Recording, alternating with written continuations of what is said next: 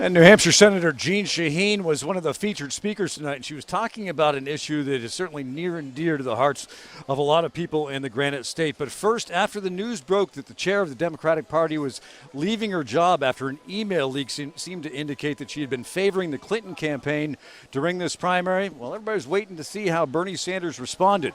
Well, he did respond to a loud ovation, but not before Michelle Obama took to the stage to talk about the political divide taking place in this country, speaking not so much as the First Lady, but rather as the mother of two daughters.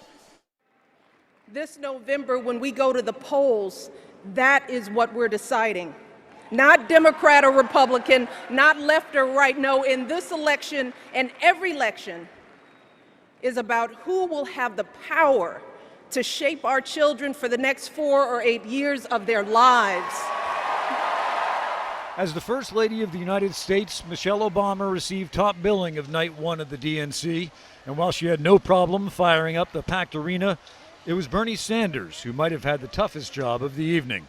I think it's fair to say that no one is more disappointed than I am.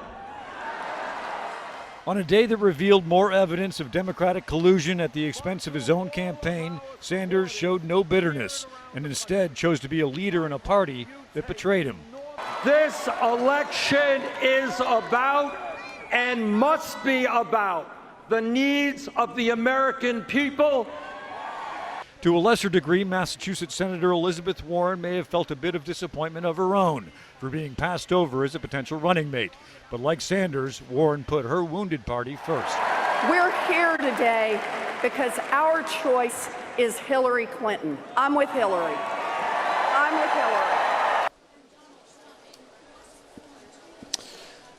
And of course, there were a lot of speakers here tonight, which included New Jersey Senator, who was also thought to be another possible running mate of Hillary Clinton, Cory Booker. He gave some passionate remarks that will probably be talked about tomorrow. It's not just politicians here at the convention, though. In fact, a comedian by the name of Sarah Silverman, who happens to also hail from Bedford, New Hampshire, well, she gave her own special flair to the early controversy here at the DNC. The Bernie, can I just say, to the Bernie or bust people, you're being ridiculous.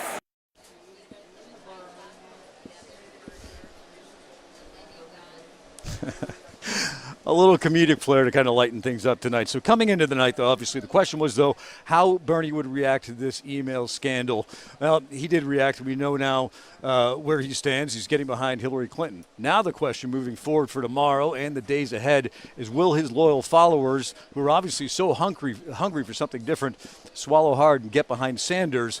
Well, he stands behind the party's nominee. We'll have to wait and see. But, of course, we're going to be here covering the DNC. That is a wrap of day one from Philadelphia of the Democratic National Convention.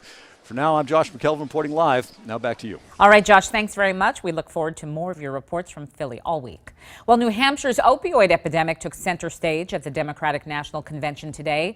The woman who helped Hillary Clinton understand how devastating the drug crisis is in our state told her story to a room full of delegates and the rest of the country. Ladies and gentlemen, please welcome Pam Livengood from Keene, New Hampshire. And with that, Pam Livengood stepped into the national spotlight today to tell delegates at the Democratic National Convention and the rest of the country about the drug crisis in New Hampshire. Her daughter became addicted after taking pain medication. It's hard to explain just how devastating it is to watch your child struggle with substance abuse. Livengood told the story of how she explained the exploding drug crisis to Hillary Clinton. Last year, Hillary Clinton came to New Hampshire for a roundtable at my workplace, and she asked if addiction had touched any of us. And as I told my story, Hillary listened. She even took notes. And then she did something else we don't see a lot of in Washington. She took action. She came up with a plan, one that includes everything from reducing overdoses to expanding access to treatment. Senator Jeanne Shaheen thanked Livengood for sharing her family story, then offered this. Democrats stand with you, your family, and all families struggling with addiction.